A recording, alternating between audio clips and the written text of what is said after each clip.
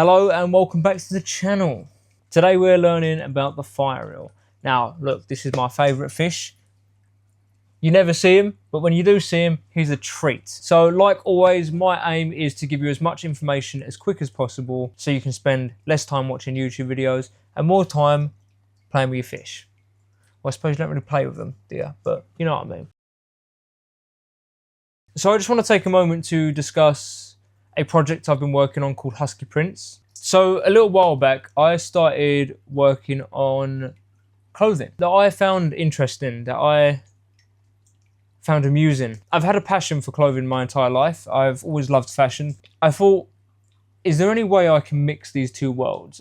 The stuff I'm trying to make isn't exactly Gucci or Prada. It is relatable and it's fun and it's quirky and I love it personally. So if you want to check it out, I'm going to put a link in the description. Do what you will. Let's get back to the video.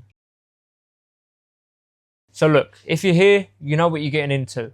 It's a fire eel. It's big and it's going to get bigger. The minimum tank requirements that you're going to need are, when they're a juvenile, you're going to want a 150 centimeter tank. That works out to be about 5 foot. You might be able to get away with 4 foot when they're quite young. But this is a 5 foot tank, 151 centimeters long. He is hiding, but he is about that long in my tank right now. Hey, Bonty. His name's Bonty. So yeah, he's about this long, right? This is the important thing you need to remember. When they're adult, they can get pretty big. You're going to be wanting like an 8 foot tank, right? Which is 2.5 meters. That would be an 8 foot tank. So if you're not prepared to have that in your house, then sadly, I don't recommend this fish. But they are great. They're very shy.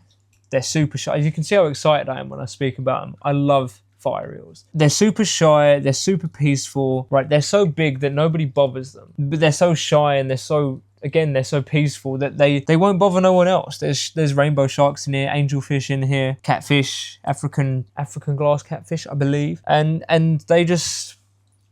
they get on fine. To keep them happy though, you're gonna need the right tank setup. So let's talk about the cover. I've got quite extensive wood here, but not a lot of plants, right?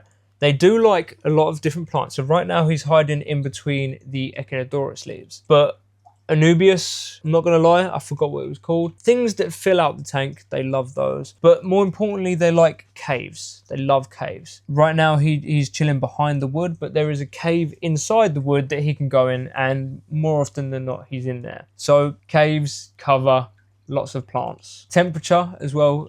Temperature, you want to be keeping them, it sounds like I say this every video, but 25 to 26 degrees. That's the sweet spot. Let's talk about their tank mates. As you can see, you can keep them with a lot of different fish. Now, things I would avoid, anything that they can fit in their mouth. Absolutely anything that they can fit in their mouth. They will eat anything. It's really sad, but I got a Farlowella. I don't know if you know what a Farlowella is, but I will be doing a video on it in the future. For now, give it a Google. They're really cute. It's basically a skinny pleco.